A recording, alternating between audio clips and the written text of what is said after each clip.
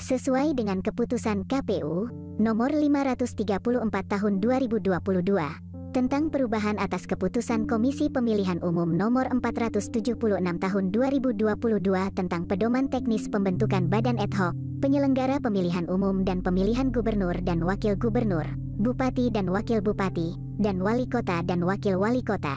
Salah satu kegiatan pembentukan PPS, dilaksanakannya seleksi tertulis. Seleksi tertulis calon anggota PPS dilakukan paling lambat 6 hari setelah tahapan pengumuman hasil penelitian administrasi berakhir. Seleksi tertulis dilaksanakan pada wilayah kabupaten kota setempat dengan memanfaatkan perangkat teknologi informasi dan menjamin asas efektif, efisien serta keterbukaan dalam pelaksanaannya. Pada wilayah yang memiliki keterbatasan sarana dan prasarana, keterbatasan akses, wilayah yang berkarakter khusus, dan atau wilayah yang mengalami bencana, maka seleksi tertulis dapat dilakukan dengan metode manual. Pelaksanaan seleksi tertulis dengan memanfaatkan perangkat teknologi, dengan menjamin keterbukaan ini, pada umumnya merupakan bentuk ujian tertulis menggunakan bantuan perangkat komputer, yang dikenal dengan CAT atau Computer Assisted Test.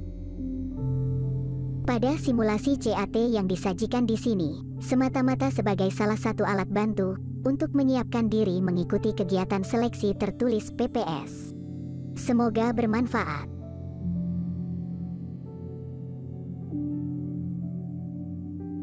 Soal nomor 1, dalam penyelenggaran pemilihan umum di tingkat desa kelurahan dibentuk panitia pemungutan suara atau PPS. Anggota PPS diangkat dan diberhentikan oleh A. Panitia Pemilihan Kecamatan, B. KPU Kabupaten Kota, C. KPU Provinsi, D. Pemerintah Desa, E. Pemerintah Kabupaten Kota.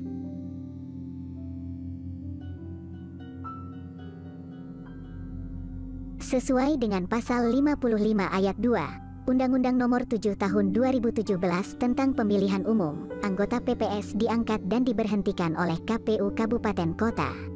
Dengan demikian, jawaban terhadap soal nomor 1 adalah B, yaitu KPU Kabupaten Kota.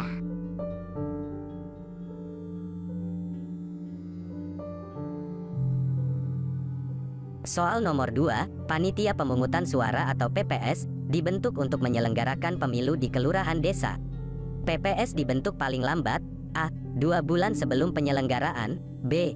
3 bulan sebelum penyelenggaraan, C. 4 bulan sebelum penyelenggaraan, D. 5 bulan sebelum penyelenggaraan, E. 6 bulan sebelum penyelenggaraan.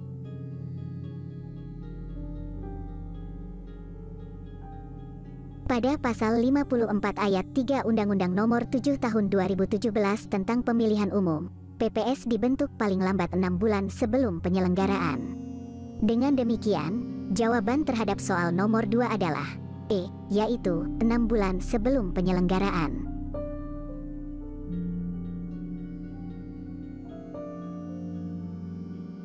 Soal nomor 3, berikut ini antara lain termasuk tugas PPS, kecuali A. Mengumumkan daftar pemilih sementara, B. Menerima masukan dan masyarakat tentang daftar pemilih sementara, C. Melakukan perbaikan dan mengumumkan hasil perbaikan daftar pemilih sementara, D. Mengumumkan daftar calon terpilih anggota DPRD Kabupaten Kota, E. Mengumumkan daftar pemilih tetap dan melaporkan kepada KPU Kabupaten Kota melalui PPK.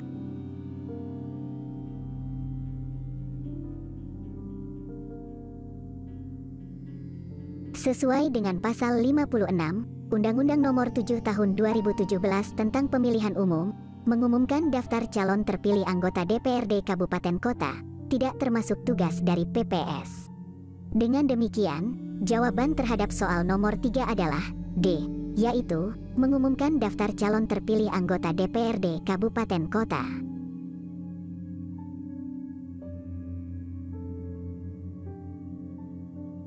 Soal nomor 4, berikut ini antara lain wewenang PPS, kecuali A. Membentuk KPPS, B. Mengangkat pantarlih, C. Menetapkan jumlah tempat pemungutan suara di desanya, D. Menetapkan hasil perbaikan daftar pemilih untuk menjadi daftar pemilih tetap, E. Melaksanakan wewenang lain yang diberikan oleh KPU, KPU Provinsi, KPU Kabupaten Kota, dan PPK sesuai dengan ketentuan peraturan perundang-undangan.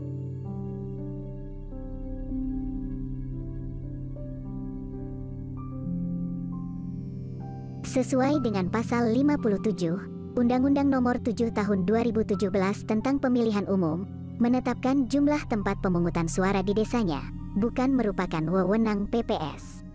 Dengan demikian, jawaban terhadap soal nomor 4 adalah C, yaitu menetapkan jumlah tempat pemungutan suara di desanya.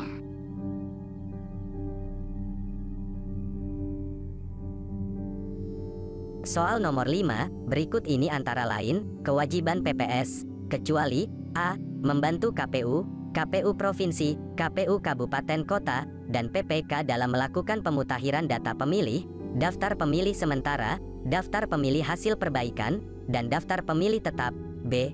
Menyampaikan daftar pemilih kepada PPK. C. Menjaga dan mengamankan keutuhan kotak suara setelah penghitungan suara dan setelah kotak suara disegel. D. Meneruskan kotak suara dari setiap PPS kepada PPK pada hari yang sama setelah rekapitulasi hasil penghitungan suara dari setiap TPS. E. Menindaklanjuti dengan segera temuan dan laporan yang disampaikan oleh pemantau pemilu.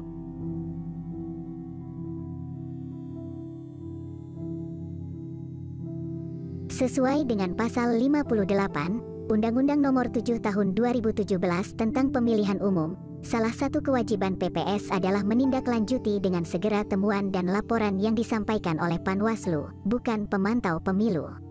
Dengan demikian, jawaban terhadap soal nomor 5 adalah E, yaitu menindaklanjuti dengan segera temuan dan laporan yang disampaikan oleh pemantau pemilu.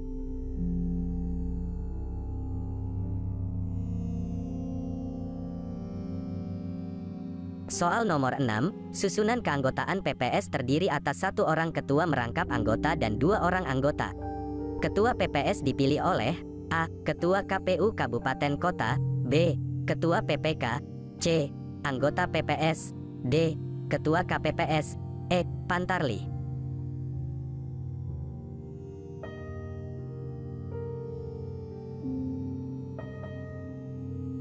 Sesuai dengan Pasal 17 Ayat 2, PKPU Nomor 8 Tahun 2022 tentang pembentukan dan tata kerja Badan Ad Hoc Penyelenggara Pemilihan Umum dan Pemilihan Gubernur dan Wakil Gubernur, Bupati dan Wakil Bupati, dan Wali Kota dan Wakil Wali Kota. Ketua PPS dipilih dari dan oleh anggota PPS. Dengan demikian, jawaban terhadap soal nomor 6 adalah C, yaitu anggota PPS.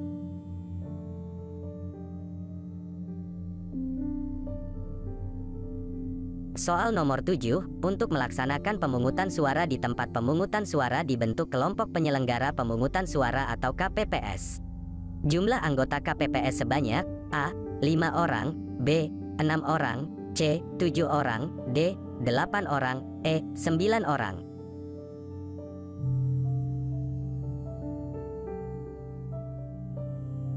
Sesuai dengan Pasal 59 Ayat 1, Undang-Undang Nomor 7 Tahun 2017 tentang Pemilihan Umum, anggota KPPS sebanyak 7 orang berasal dari anggota masyarakat di sekitar TPS. Dengan demikian, jawaban terhadap soal nomor 7 adalah C, yaitu 7 orang.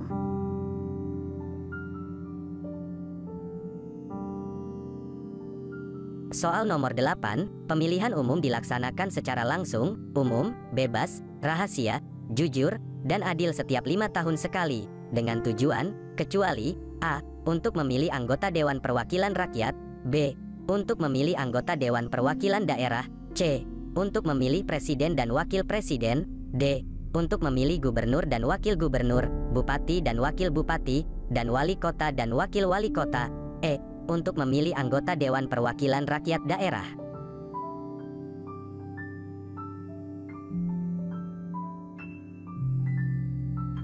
Sesuai dengan Pasal 22E Ayat 2 Undang-Undang Dasar 1945, pemilihan umum diselenggarakan untuk memilih anggota Dewan Perwakilan Rakyat, Dewan Perwakilan Daerah, Presiden dan Wakil Presiden dan Dewan Perwakilan Rakyat Daerah.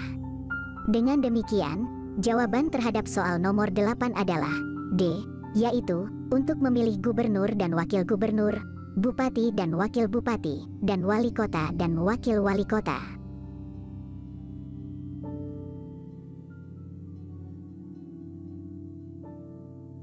Soal nomor 9, pemilihan umum diselenggarakan oleh suatu komisi pemilihan umum yang bersifat A. Nasional, tetap dan mandiri. B. Independen, terbuka dan profesional. C. Adil, jujur dan berwibawa. D. Terbuka, proporsional dan terpercaya. E. Efisien, efektif dan bertanggung jawab.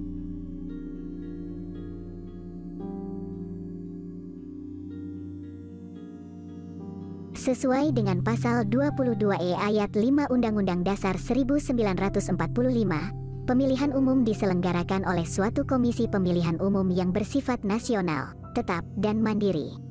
Dengan demikian, jawaban terhadap soal nomor 9 adalah A, yaitu nasional, tetap, dan mandiri.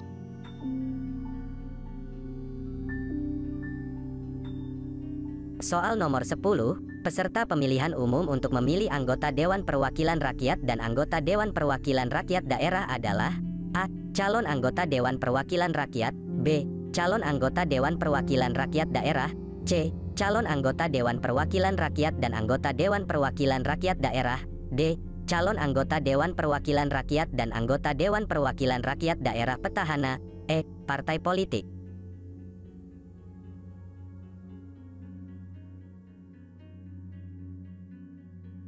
Sesuai dengan pasal 22E ayat 3 Undang-Undang Dasar 1945, peserta pemilihan umum untuk memilih anggota Dewan Perwakilan Rakyat dan anggota Dewan Perwakilan Rakyat Daerah adalah partai politik. Dengan demikian, jawaban terhadap soal nomor 10 adalah E, yaitu partai politik.